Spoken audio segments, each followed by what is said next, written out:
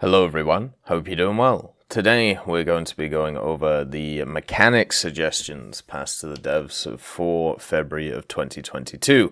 There's some interesting stuff here, a map suggestion and a few other things. One of the issues has already been solved, so I have no idea why it's been passed, but hey ho, it's the world that we live in. Anyway, let's get into them. There's also a new memorial date going on, so you can get yourself either some boosters, or you can get yourself maybe a day of premium and so on and so forth, or maybe even a camouflage. You can see here it's called a duel in Cologne, and once again you need to get 20,000 mission score when it comes to the thing, and what's available is 3 Pershings, 2 of them are premiums, and 1 of them is the standard Tech Tree one, and then a bunch of different Panthers. So if I were you, I'd just run a 3 Panther lineup if you have it at 5-7, and then you can, give it a go. Obviously it's about the famous video and also historic part where there's the Panther in Cologne, the M26 shoots it in the side, and it goes, well, let's say hot and burns quite brightly when it comes to the vehicle. But yeah, this is going until the 9th of March. Make sure to do it so you can get yourself some nice rewards, because why not? At the end of the day, if you can do this alongside your normal grinding, why not get yourself some free stuff? The first suggestion is for Regio Calabria, which was a part of Operation Baytown, which happened in Italy. Operation Baytown was a part of the Italian campaign during the Second World War, which began on the 3rd of September 1943. Orders for this operation were not given until the 16th of August, though. The operation consisted of the landing in Regio Calabria of the 13th Army Corps and the British 8th Army. This allowed the Allied forces to obtain a bridgehead at the tip of the Italian boot. Another purpose of this landing was to stop potential enemies on the run. The attack was made by Lieutenant General Miles C. Dempsey's British 13th Corps, and which had the command under the 1st Canadian Infantry Division of Major General Guy Simons, and the British 5th Infantry Division, which was under Major General Gerard C. Bucknell. 13th Corps was part of the British 8th Army, commanded by General Sir Bernard Montgomery, and then 13th Corps crossed the Straits of Messina from Sicily to Reggio di Calabria, covered by a heavy artillery barrage from Sicily and air cover from the Desert Air Force operating from Sicilian airfields. The intent was to tie down the German forces in the area and gain an Allied foothold at the toe of Italy. Montgomery had objected to Baytown as ineffective, preferring to prioritize Operation Avalanche, but followed orders and prepared to carry it out anyway. However, when essential landing craft and naval resources were diverted to Avalanche, he complained once again. The general commander, who was General Field Marshal Albert Kesselring, and his staff did not believe the Calabria landing was the main Allied attack, which they expected at Salerno, or possibly north of Naples, or even near Rome.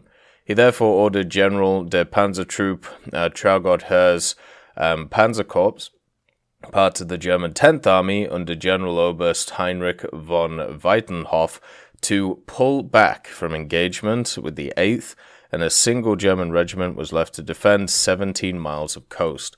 So that gives you an idea of what happened in the actual battle, and the general ideas around Operation Baytown have been outlined in several different map configurations, looking at ground and also looking at aviation as a general battleground of what could go on. So it does look kind of interesting for the maps themselves. I'm not sure about the ground maps because basically they just look like flat zones, which is never too fun.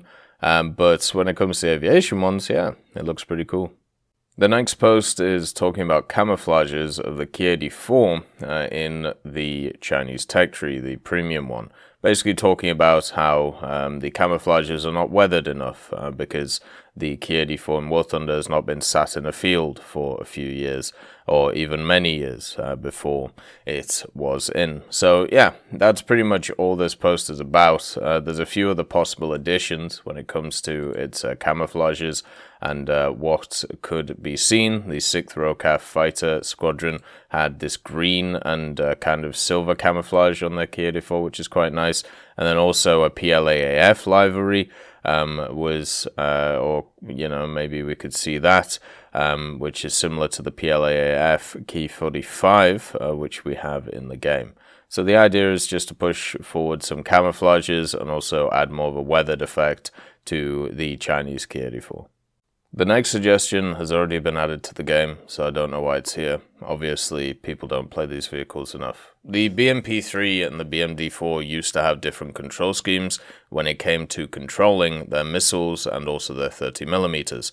Basically, the BMP-3 used to have the 100mm gun, which fired the missile, as the main primary armament, and the BMD-4 had it as its secondary armament. This doesn't seem to be the case anymore, at least on my client, so I don't know why this has been passed. If it had added in maybe the BMP-2M, which has a very dodgy control scheme and has done for a very long time, maybe this would be worth talking about. But at the moment of this video, this has already been fixed. Maybe the suggestion moderators should actually check the game before they pass stuff. The next suggestion is about adding a way to recover your catapulted vehicles in naval battles. Obviously, with the reconnaissance planes, or whatever you want to call them, the scout planes for naval is a relatively new mechanic, and people are looking to expand upon it. And one of the things you can't do at the moment is you cannot actually bring back your scout planes once you actually send them off. So this suggestion is to be able to send them back, or be able to put them back on the ship, which I think would be pretty cool, and mean that you could refuel, rearm them, and then send them out again if they are there for multiple uses, which I think should be quite nice. And also, at the same time, it just gives them a little bit more usability when it comes to the game. The last suggestion is to make something a bit more historical, but would also annoy a ton of players in the game. So basically, in real life, as soon as a Leopard 2 has fired its rounds, the gun automatically elevates up to maximum to assist the loader with his duty. That, and to further improve safety for the loader, having a gun breech moving around due to a stabilizer can be very bad for hands and also fingers. So the idea would be, from this suggestion, to make it so every time you fire the gun, it goes into an automated mode where it goes to its highest elevation and then comes back down again. So this isn't something that would just affect the Leopard. I also believe that the Soviet tanks have something similar when it comes to its autoloader and how it works, and also maybe the Type 90 also has the system with its autoloader as well. So basically what this would mean is it would be a little bit more janky to be able to use these vehicles, but it would be a bit more realistic. And it depends on what you personally want in the game, I suppose. For me, I'd want it to be a bit less janky, especially at top tier, where a bunch of stuff is already made up. As always, I hope you have a wonderful day, and I'll see you next time.